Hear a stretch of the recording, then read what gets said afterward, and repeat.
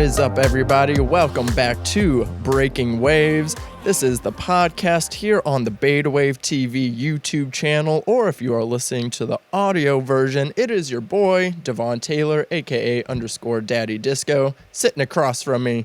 We got the madman over there. I'm gonna rip your face to cinder.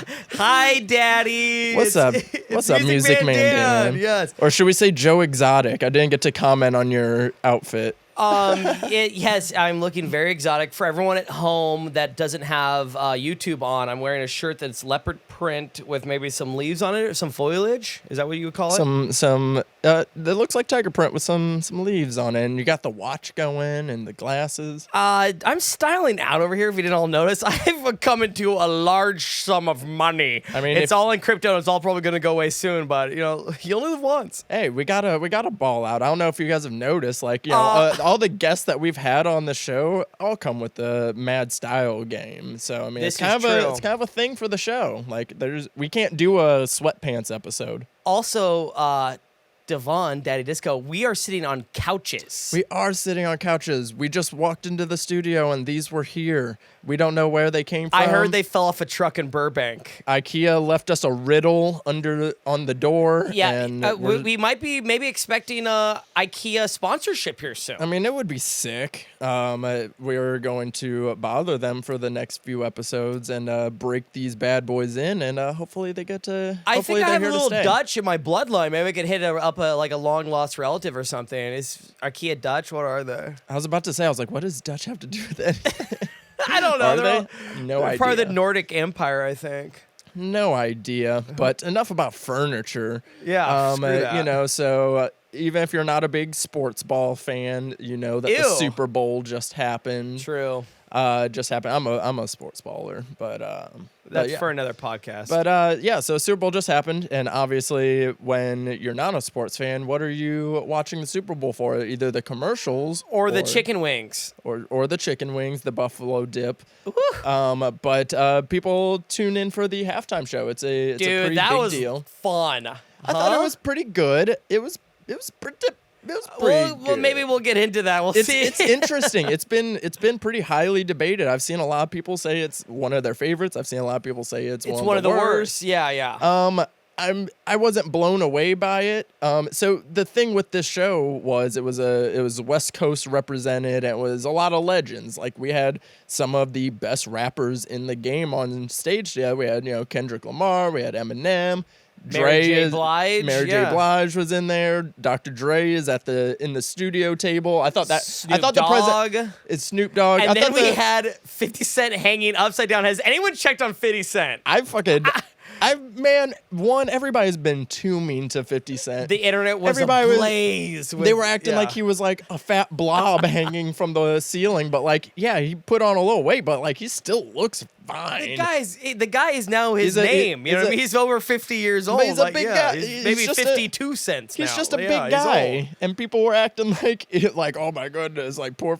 But there was I'm sorry, but don't wear the same tank top that you were wearing literally 20 years ago, okay? Maybe get a different tank top. Maybe a bigger fitting. I don't know. I don't know what the right answer is. He looked cool. I loved the whole setup. I'm curious on how it was. Like, was 50 just hanging upside down for a whole song waiting for his cue? Yeah, I know. I would give anything to be behind the stage. I want to know how, or did they have to sling him up? Who got him up there? Yeah, they had to sling him up real quick. Or they're just like an army of people. I mean, I guess an army makes him sound even fatter than he already. Sorry. Yeah, I'm now shaming people. I have nowhere to talk. I hope they had an oxygen tank off to the side and wait for him, hanging upside down. But I thought it was fun. I thought that part was really cool. Well, that was a big surprise. That was what everyone was talking about. People were upset though because it was a whole West Coast thing, and then they bring 50 Cent in, who is obviously East Coast. Yeah.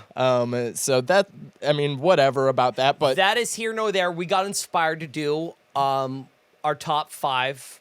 Is this your top 5 best ever? Is that what you're claiming? So this is, it's hard when you're ranking rappers, whether it's going to be your favorite or the best.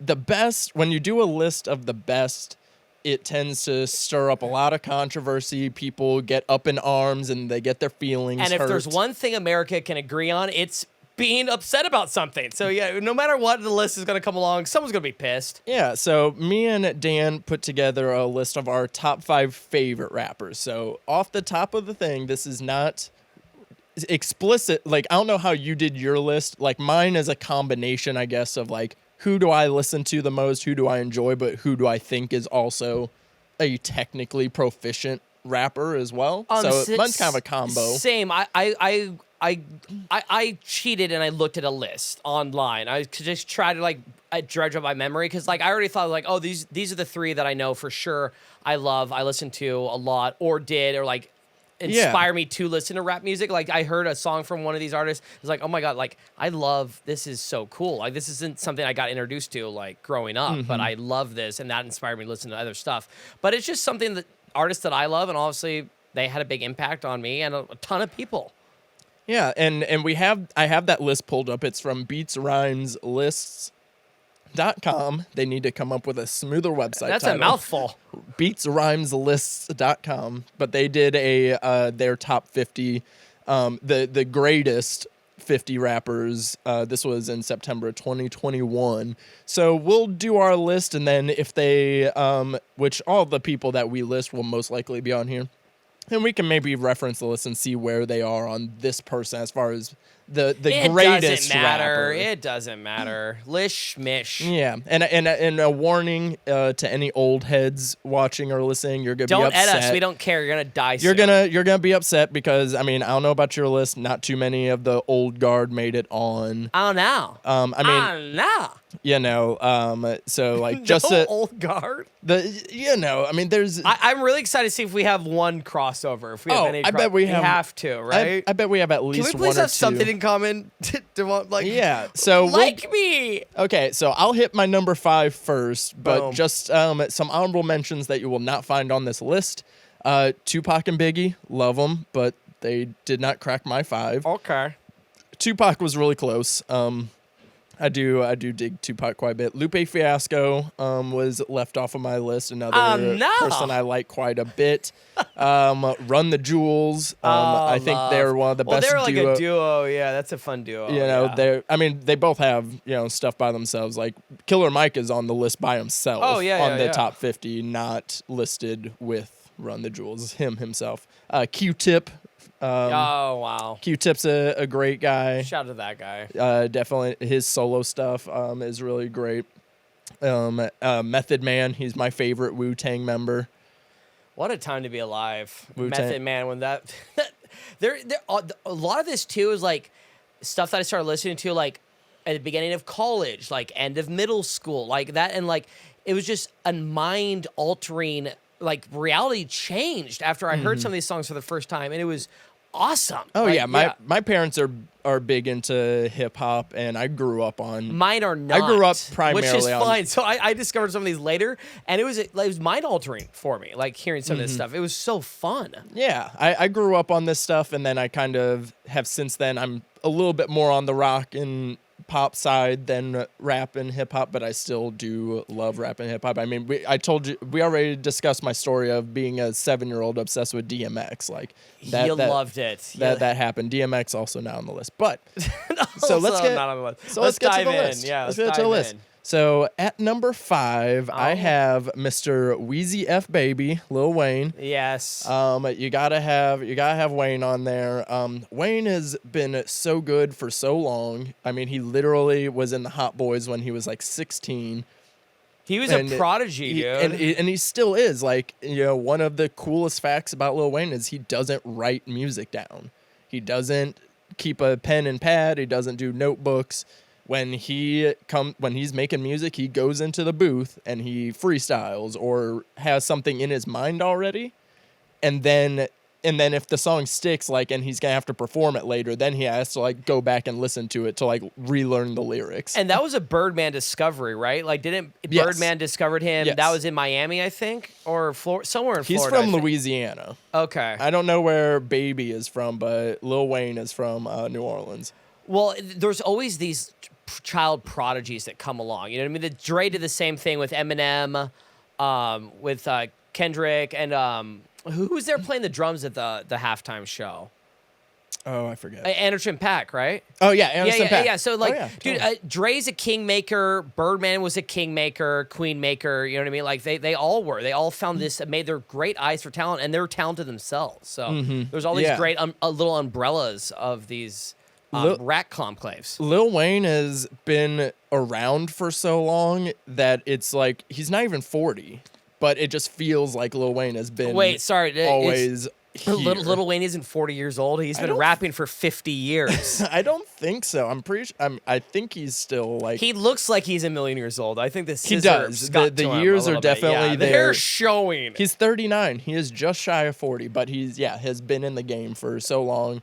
He's taken the term "black don't crack" to a whole nother level because it is looking a little. Except his voice. His voice sounds fantastic. We're not going to say anything against that. And that's so my favorite things about Lil Wayne. One, he's great with his metaphors. He has some very interesting, like he's always come up with just the wildest visuals. He has a great flow, but his iconic voice. He has this voice that's very distinct. You know when you hear Lil Wayne, you know it's Lil Wayne. And that might be the most important thing, and that ties into my number 5, Ice Cube. Some would say the father of a lot of it. I think one of the things I love, like he obviously, everyone knows, Straight Outta Compton, epic album, the huge, world-altering album. You know what I mean? Yeah. But he was also an actor too. And we're big movie guys. We love that stuff. Like his he's done it all. solo stuff blew up. Like, because in NWA, like Cube was like obviously everybody, like, they had multiple MCs and whatnot, but like Cube was like the front man essentially of NWA. Has has a very commanding voice. Like he has a very good classic hip hop voice. And you could say that's his song, It Was a Good Day. That could go in the echelon of top 10 rap songs of all time, right? Like, you know what I mean? Anybody that doesn't even listen to rap can hear a reference from that song, and they know that song. Well, I loved it, especially younger me. I was like, I hadn't listened to any of that stuff, and I listened to Straight Outta Compton. I was like, this is awesome. Like, it's so great. Like, you know what I mean? It's mind altering. No, really like he definitely pioneered, what we now know as like the West Coast gangster style of rapping. Yeah. Like that was NWA is a big part of that. And Cube is huge in the history of hip hop for sure. Yeah. Yeah. A good big player. Yeah. So my number 4, who was at the halftime performance. Mr. Mathers, Slim Shady, Eminem. Oh, the Shade Dog. Eminem would be higher if it wasn't for these past few albums that he's done. Well, these aren't in order. Right? I mean, for me. Sorry. No, in Devon's list, you're number 4. Eminem. If I'm ranking, Mr. I'm ranking. So I have him at number 4. He would be a little bit higher, but he's kind of turned into like an old man shouting on his lawn now at like I don't like his disdain for like the younger rap generation. It upsets me. I wish he supported the younger game more. Yeah, what do you have to be mad about? Like, honestly. But it's rap. That's just how it is. But anyways, Eminem's rapping himself. Obviously, he had the multiple alter egos with rapping as Slim Shady, as Marshall.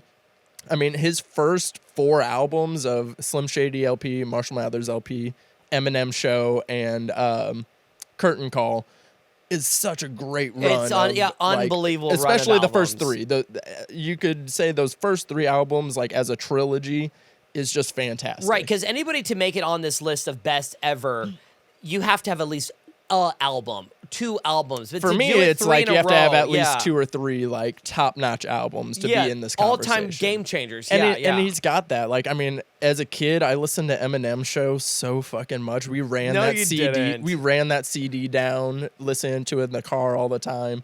I'd say Marshall Mathers LP is probably still his best. Marshall Mathers LP Part 2 is also pretty good. So I'm now having a flashback memory. I'm 15 years old. It's swim team.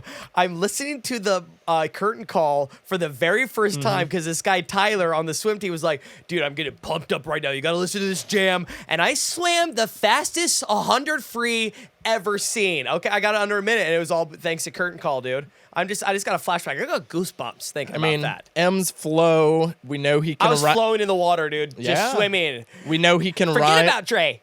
We know he can rhyme with almost anything. That's like one thing he prides himself on is he can make any word rhyme. Have you seen videos like that where he's like, "Oh, shut up." The fucking video of him rapping in a garage with no music for like 10 minutes. It's good, but it's also hilarious. It's so.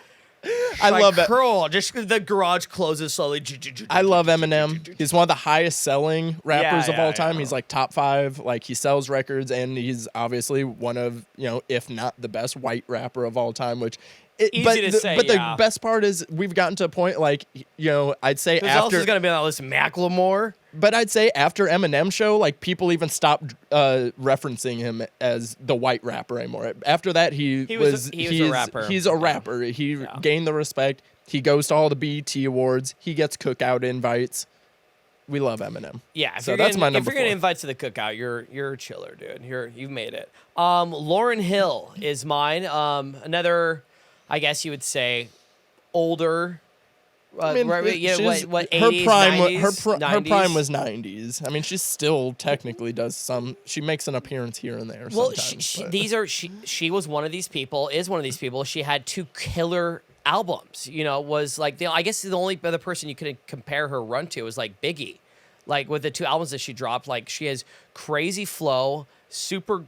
She was an amazing artist. Like she had a huge influence. I think she inspired a ton of these other female artists today that come out as rappers. Oh, I mean, I'd say just about any female rapper you ask who their influences is, Lauryn Hill's gonna be one of them. She was awesome. She was. I mean, The Miseducation of Lauryn Hill is one of the best albums. Not even just of hip hop or rap. It's one of the best albums of all time. Ever. It's up there. And Lauryn Hill also, being able to sing. Also, I mean, she had a killer singing voice on top of being able to fucking spit as well.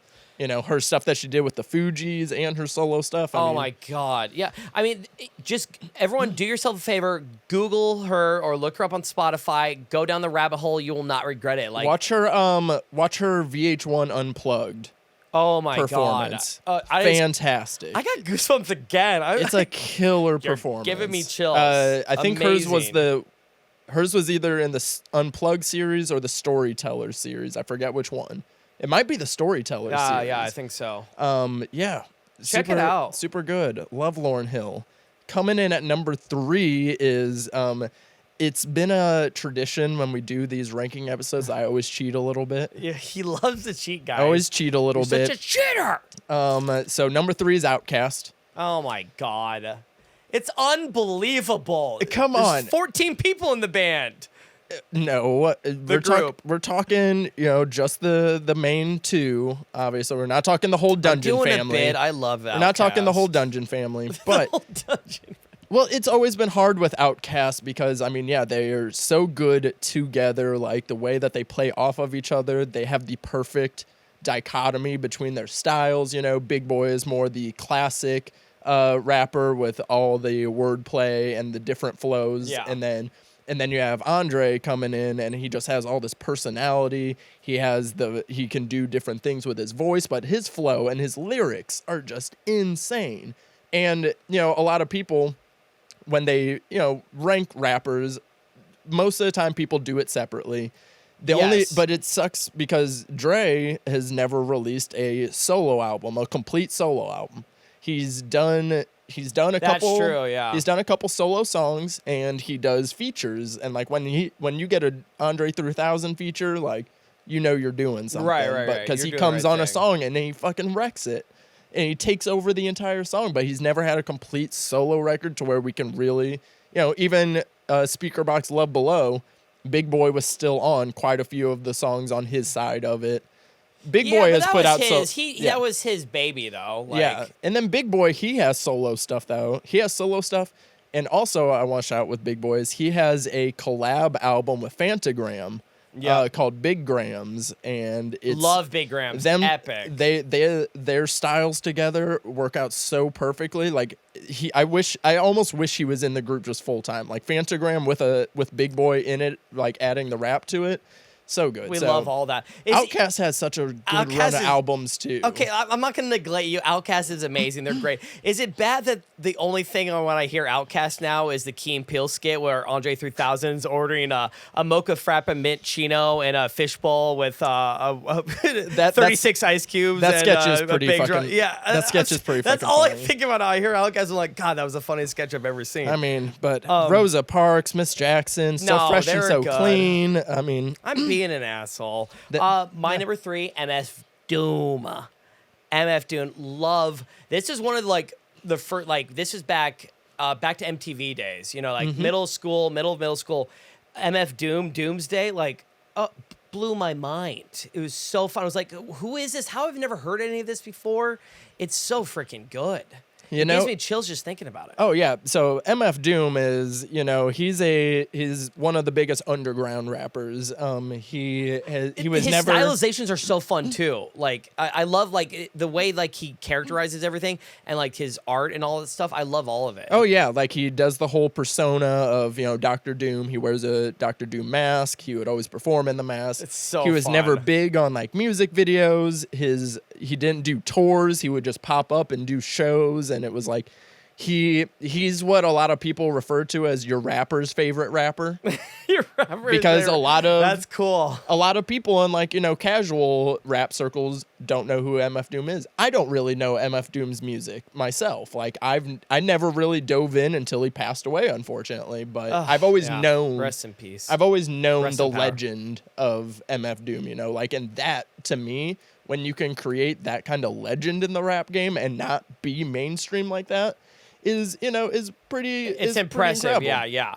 I still think even to this day, some of those songs give me chills, and it was just one of those moments where you'll always remember that artist, the one that kind of opened your eyes to a different kind of music that you haven't really listened before. And MF Doom was that for me, and gosh, lost a good one. Yeah. Yeah, and obviously we don't want anyone to die, but at the same time, I feel like him passing away early even cements that that we mythical, hate that. Yeah, it kind of cements that mythical legacy even more a little bit. Which so sucks. It's crazy, but if you don't know about MF Doom, you can literally do yourself a favor. You will get into a internet hole for hours, because there's so much backstory. Right. There's all this other stuff, big time.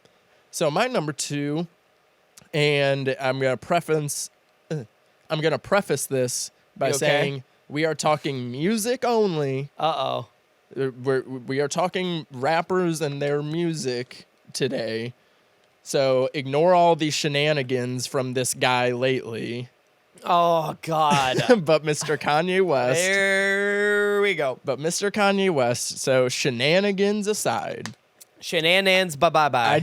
I think Kanye has had the biggest impact on the hip hop game of the 21st century, at least. Not all time, but of modern rap. I don't think anybody has influenced the game as much as he has. Because when you look at each time he would do an album, his first 3 albums were all pretty critically acclaimed. Dark Twisted Fantasy too. But then when he did 808s and Heartbreaks or The Life of Pablo, people were kind of I don't know if I'm really feeling this. But then fast forward 5 years later, that's what all the rappers are doing right now. Yeah. If it wasn't for 808s and Heartbreaks, we wouldn't have the people like Travis Scott. We wouldn't have Playboy Cardi, Kid Cudi, people doing the auto-tune the haters stuff. Something to point at, So he it's really did. he has his college trilogy, college dropout, late registration, graduation, killer trilogy, fits all well together, and then he starts branching out and doing all sorts of things. I love 808s and Heartbreaks. It's one of my favorite of his albums, and he's barely rapping in that. And then Yeezus is another one. Yeezus, people didn't like it as much when it first came out, but then listen to a lot of the stuff going on in rap right now. It's fucking shit that he was doing on Yeezus in 2013. Yeah, and you have to separate the art from the artist. We get it. He's going through a hard time. God, his arch nemesis is Pete Davidson right now. That's a hard life, Yay, he's going through it, and he's going to make another album from this, and it's probably going to friggin' rock, But I just don't want him to hurt himself or somebody that he loves, I hate seeing people in pain. It's you don't want anyone to get hurt. But he's amazing. He's huge influence. And you don't want what he's dealing with and like his personal stuff to get in the way of his music. No, you know? no, absolutely not. And you should never it's do like, that. you know, and like with this recent album rollout, it's kind of happening that way. Like he's telling Kid Cudi's pulling him off the album and like all this other stuff. And like, but aside from that, again, like him as a rapper, he's fantastic. I think he has some of the best metaphors in the game. Like he says some of the most ridiculous shit, his wordplay. Kanye has some of the nastiest lines in rap, and it's part of the reason I love him. Like, he has a line said, "I put that pussy in a sarcophagus. She's studying Egypt in college. Call that a swallow ship." And I was like, "What?" Yeah, it doesn't even make any sense, but it does. Yeah, it's says amazing. Things like this, and I love it. Like, because I that's one of my favorite parts in rap. I know that's a part of rap that turns a lot of people off, is like shock value rap. Sure. I appreciate a rapper that can create. It's subtle. We like the subtle. People like the subtle. They like the thoughtfulness, but I like it when a rapper can like create this image, you know, with their words and create this like shocking thought in your mind. I can see it in my mind's eye, that what he's saying, and it's the craziest thing I've ever seen in my mind's eye. Like, but then aside from that, he can go deep. Like Kanye is also so versatile. He has the deep, vulnerable stuff. He has the bangers. He can go hard. He can fucking do trap shit when he needs to. He can sing when he needs to. And he's one of the best producers in the game. Yeah. If it wasn't for him, we wouldn't have gotten Jay-Z's Blueprint album. If it wasn't for him, we wouldn't have had Kid Cudi, Pusha T's shit. Like, his production is next level. Next level.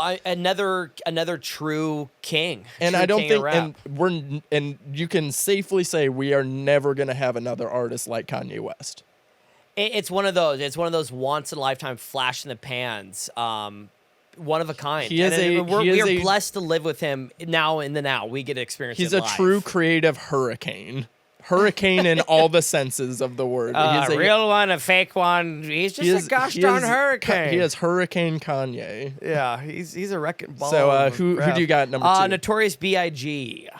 Obviously, I love that East Coast versus West Coast, that big fight. Obviously, I don't condone people actually dying, but there was a fun time to be alive in that rap game, and I love watching any of those documentaries about it. Like, I'm like obsessed with that time period, and like those two groups going against each other, and obviously the music is freaking sweet. Like that was like around the time when hip hop did start getting tied to their like geographical areas more. Right. You know, this people was the big that's time. like when it's like, okay, this is what West Coast rap sounds like. This is what East Coast rap sounds like. And then the early 2000s, that's when the South started coming up. So then the South Atlanta started and all taking that. over. Yeah, perfect. So it's like that's with that feud of like, you know, East versus West is like when rappers really started repping their cities and their states, you know. I mean, I still remember the first time I heard Hypnotize. Like, where were you the first time you heard it? Do you remember? Like, I think I heard it in a movie for the first time. Oh God, I can't even imagine in a movie for the first time. Maybe. I feel like it might have been in a movie, or it might have been on a VH1 like music video block. That's how I discovered a lot of music. Was either I would go through my parents' CD stack, and I would listen to stuff, or I would What did mom and dad buy? Yeah, or I'd watch those long blocks of 3 hours of videos and see who came up. Biggie, he had a short run, but he had banger. It was a bright star. It was a shooting star. Yeah, it was a bright star, and it's another one of these artists where it's like, it got me into so many other artists and like sent me down a rabbit hole discovering other people that it just left a big impression. And it always has. Like he had a big personality. He seemed like such a sweet person. Like, he had a good heart. He had great wordplay. Great wordplay, great flow. His voice was very distinct. Oh, such a deep, sexy voice. If anything, my big criticism I have against Biggie. He always has one, kids. Well, these rankings can't just be us talking good the whole time. That's boring. Boo! My one criticism of Biggie is I don't think he had the versatility that a lot of rappers did. Well, it was a lot of the same flow. It was a lot of the same style. Yeah, it was a lot of the same style, a lot of the same flow. And I wanted a little and that's why I have a lot more modern rappers on my list because I do value versatility a little bit more than just like pure lyricism. They can make all their stuff way more intricate. If we're talking like pure lyricism and, writing and rhyme schemes and stuff, then yeah, Biggie would be up there for me. But since this is more of a personal list, he's off there. But funny, you want to hear a funny Biggie story? Yes, please. No, I did not meet Biggie. So, I hate when people like to do Juicy for karaoke. Oh, please stop. I've seen people do Juicy at karaoke nights. You gotta stop. I don't know how many times, and most of the time it's white people. Oh, please stop. And if you're a smart person, if you can do Juicy at karaoke. I'm not saying you can't do Juicy. If you're allowed to do it. Yeah. If you're gonna do it, sorry, just DeVaughn, don't say stop.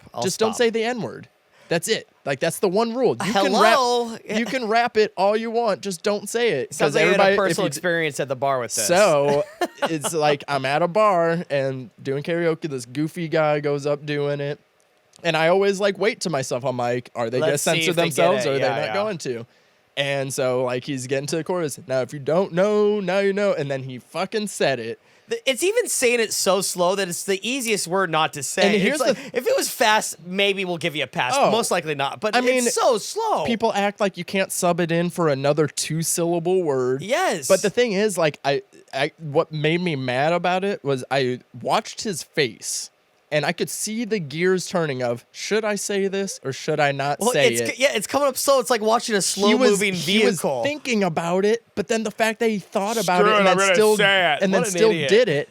So he fucking did it, and like people start looking at me awkwardly. I fucking go up, I took the mic out of his hand. Oh, good for you. And I finished the song. You. I would have gave you a standing O. The karaoke DJ, she was like, "What the fuck is going on?" And I was like, "No, not tonight. Not on my watch." So if you're gonna do Juicy, people, just don't say the N-word. Yeah. Hey, don't say the N-word at all. It's all good. There's no reason. We don't need to. It's so easy. You're not Biggie. Chill out. It's so easy.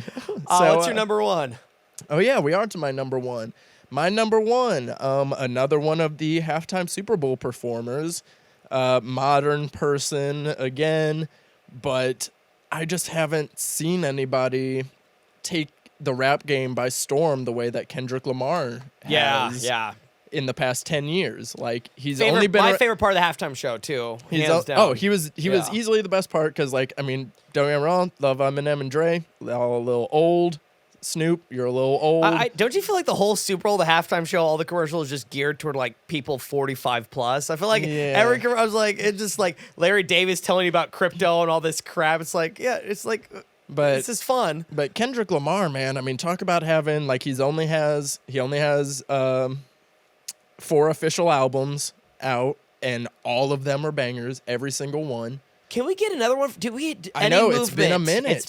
I heard he hasn't toured in 2 years. And I thought with him doing the halftime show, I thought like, oh, so maybe he's got new music coming. Perfect. Like, was he just going to do all of his songs from 3 and 4 years ago? Right. But yes, turns out yes. Kendrick, he has it all to me. Like, he uses his voice in such unique ways with his different personalities. Maybe one of my favorite voices, like rap voices. Like when he does like the little crunchy thing, and then he also does like his fucking hard shit. It's so good. So he does so much with his voice that I find interesting. He has every flow on the planet. If you listen to the song Element on Damn, he switches his flow 9 different times. Oh, yeah. Like, he has every tool in the book. He has the lyrics. He has the deep themes. Like, To Pimp a Butterfly was more than a rap album to me. Like, I've never been... It was a way of life. I've never been shaken and, like, just in awe by an album like that in such a long time. Like, because it's just a work of art. Like, the poetry in between with the interludes, the way that everything connects, the themes, all the funk inspiration on that album. Like, Wesley's Theory to kick that album off. So fucking good. But then Kendrick has a song on Good Kid, Mad City, which also Good Kid, Mad City, fucking phenomenal album.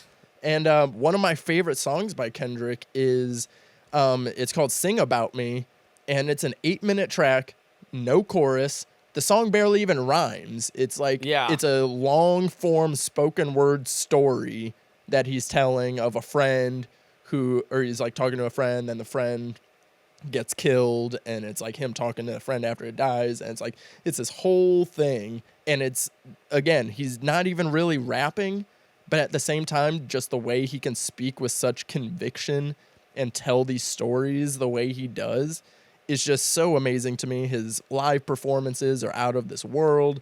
Like, Kendrick, he has it all, and I just haven't seen anybody, put their foot, make their mark on the game as quick as they did. Because, like, Section 80 came out in, like, 2011. Yeah. And which didn't really get much traction. Good Kid, Mad City, he kind of blew up in 2013.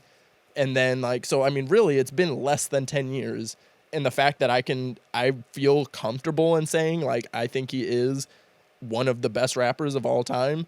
I don't have a problem doing I feel like we need another album or two from him to cement that, right? Like, well, that has you to... even said it yourself a bit ago that they just need 1 or 2 albums. Lauryn Hill only had 2 albums. Well, now after having this conversation, I'm taking away some championship rings, okay? Hey, he has 4. That's plenty. It's plenty. I just want one more. Can I be selfishly want one more? No, I think because we're in a day where we get so much new music and so much new stuff. Well, and it's so much stuff that I'm not as inspired by. I don't know. Feel like there's a lot of stuff, but not as much snuff. Yeah. So you feel it more when he takes 3 to 4 years in between albums. Like, you definitely feel that. But hopefully that rewards us. So well, my next artist is somebody that hasn't released anything in a little while as well, and I hope it will happen, but maybe not. It's Jay-Z.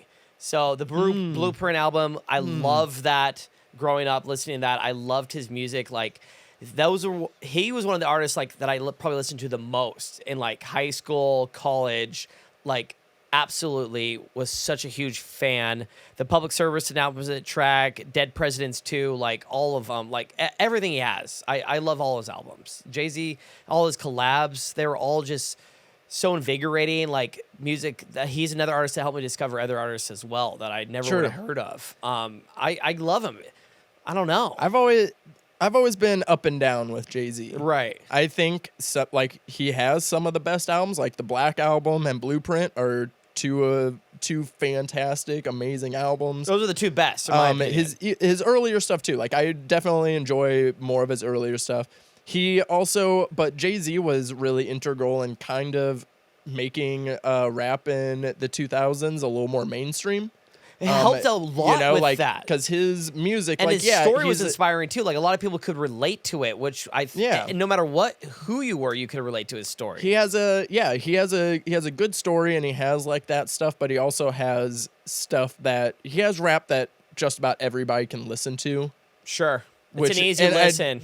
Like, I don't mean that in a bad way. Like, and I feel DeVaughn, like I love stuff to be easy. He's very accessible. As far as like his technicality as a rapper, I've never been huge on him. That's fair. That's as fine. far as his like technical skills and stuff. But he has a slew of bangers, has lots of hits. Slew of banger. I love his voice. Lots of his awards. Flow is great.